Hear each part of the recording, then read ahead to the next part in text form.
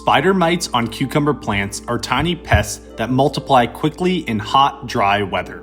The first signs are pale yellow speckles on the leaves, fine webbing, and foliage that looks dusty or faded. Check the undersides of the leaves, especially the older, lower ones, because that's where mites usually hide, feed, and begin spreading upward. These pests damage cucumber plants by sucking out sap, which weakens the leaves and slows overall growth.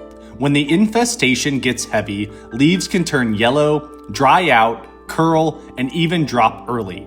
All of this stress can shrink cucumber size, reduce yields, and stunt the plant. To control them, start by spraying the undersides of the leaves with a strong stream of water every few days to knock the mites off.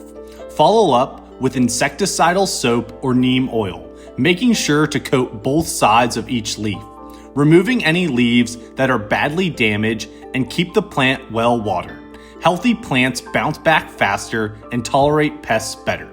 Check your cucumbers twice a week because catching spider mites early is the easiest way to stop them from taking over.